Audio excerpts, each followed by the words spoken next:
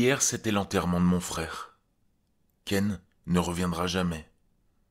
Maman et papa ont essayé d'expliquer pourquoi, mais je n'ai pas compris. Ils ont dit qu'il était mort.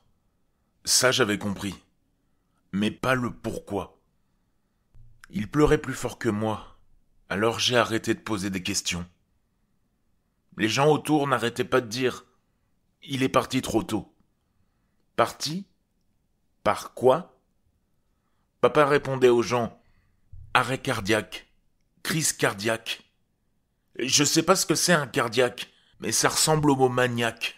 Et parfois, quand les mots se ressemblent, ils veulent dire la même chose. Est-ce qu'un cardiaque, c'est quelqu'un qui tue les enfants? Est-ce qu'ils arrêtent les enfants pour attaquer leur cœur? Je n'aimais pas voir maman et papa pleurer. Alors je n'ai plus rien demandé. Mais les gens, eux, demandaient encore. Est-ce que c'est courant dans la famille? Est-ce que quelqu'un d'autre a été testé pour ce cardiaque? Papa a dit qu'on avait rendez-vous chez le médecin, juste pour vérifier. Ça voulait dire que le cardiaque pouvait me prendre moi, ensuite. J'ai commencé à avoir peur. Vraiment peur. Je n'allais pas laisser quelque chose m'arracher à mes parents.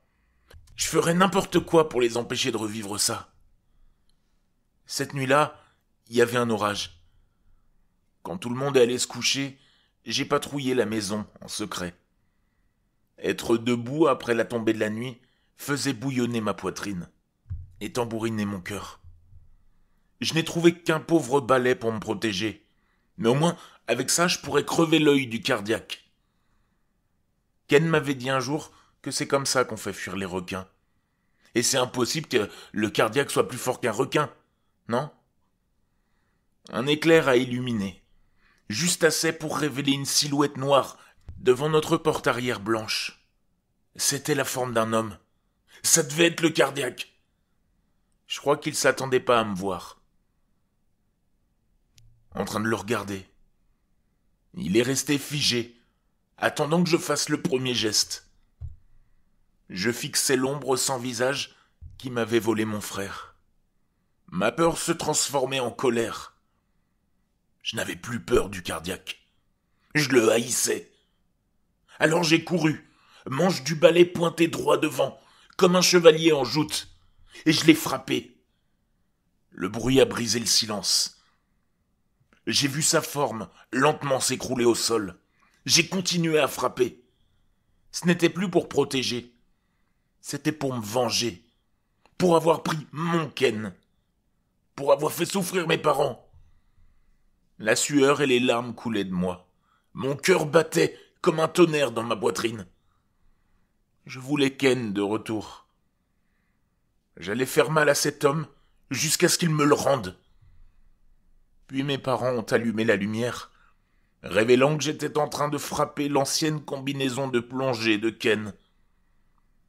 Ma peur s'est transformée en colère. C'est là que j'ai vu ce que je frappais. Mon frère me manquait. Maman et papa m'ont serré dans leurs bras pendant que je pleurais pour lui, pour moi, pour nous. Je leur ai parlé du cardiaque, de comment je protégeais nos cœurs. Ils m'ont dit que le cardiaque n'était pas une personne, ni un monstre. Ken était malade, et c'est juste arrivé. Ils m'ont dit que je pouvais leur parler de tout, à n'importe quel moment, quand je le voulais. Qu'ils étaient désolés, que je crois que je devais leur laisser de l'espace. Puis, j'ai eu l'impression de ne plus pouvoir respirer. Et mon cœur a commencé à se sentir bizarre.